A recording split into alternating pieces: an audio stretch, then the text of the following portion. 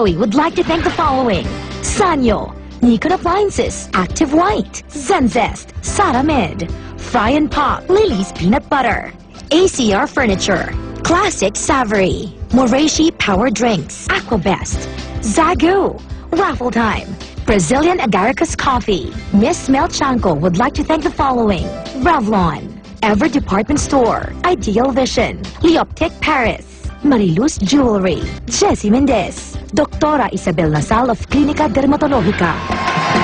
Heto na ang pangalawang bugso sa ating balitaktakan ng tanong ngayong gabi. Saan ba mas magandang mag-aral? Sa private o sa public? Okay. Sino una? Mama Reneo, your side. Public, ka-public.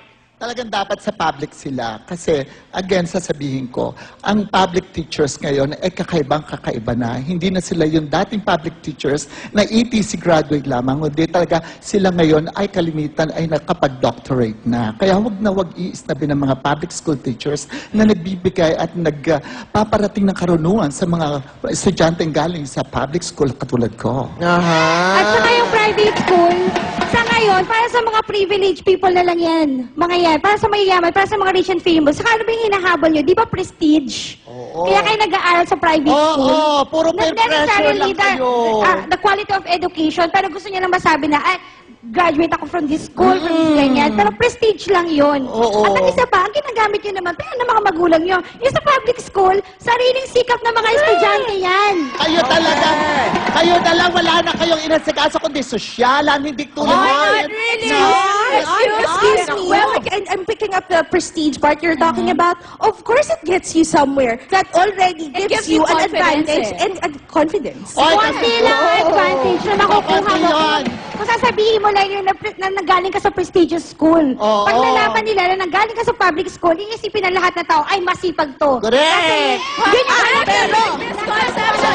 That's a big misconception dahil marami akong kilala at marami rin tayong kilala na naging successful in this life coming from private school. At saka magkakatali yun. Sandali. Time first. Magkakatali yun yung sinasabi mong, marami kaming galing sa public school na successful. At marami congratulations! Pero Pangulong Pilipinas. Okay. Satisfied? O, final na lang. O, ikaw, ano daw ang tingin mo dyan? Ako? Oo. Alam mo sa akin, wala yung parehong naranasan ko yan kung tutuusin eh. Pero pareho mo na. nasa sa tao talaga yan eh. Yan. Yung pag-aaral mo. Lalo sa panahon ngayon. May mga tulong na tayo, mga internet, mga gano'n. Pwede ka na mag-educate ng sarili mo. So, anong tawag mo nun? In the privacy of your... Hindi private school. Kaya nga eh. So, sa akin, kay public, kay private, basta't noble yung intensyon na magturo at magbigay na talagang ng quality na pagtuturo, nasa sa tao at estudyante pa rin lahat yan. Yes, Kung ayaw mo naman mag-aral, kahit anong yaman mo, lahat ng pribado, kayo may-ari ng private school, at mapuro lang utak mo, wala rin Mangyayari. Alam ninyo, ang pag-aaral po, ito preparasyon para sa tunay na buhay. Correct. Yeah. Buhay outside the schools. Buhay no? mo. Oo. Ngayon, ako sa tagal ng panahon ko sa media, sa trabahong ito, nakikita ko na kung sino yung mga nagwawagi, nagtatagumpay doon sa labas ng eskwelahan. At kalimitan nga, tama si Joey, ang nagwawagi doon ay yung tao na merong pagmamalasakit, merong pagpupursigi, hard work, yun whether galing sa public o sa private, ang bottom line, pagdating sa real world, pagdating talaga sa tunay na buhay, nasa sayo din yun. Okay. May madagdag lang ako dyan. Dala mo, nasa iyo. At dugtong ako na, huwag nyo ring magkakamali na pag maraming pera ang tao, successful. Oo. Hindi po totoo Correct yan. Oo. Maraming tao na may pera, pero ang sasama na ugali. Sinabi mo pa. Hindi dahil mas maraming pera yung isang tao, Mabuting mas tao siya. successful siya at mas mabuti siyang tao. Oo, tama yun. Parang kriminal yun. Oo nga. Kaya, sa totoo lang, tama kayo at tama din sila. Oo.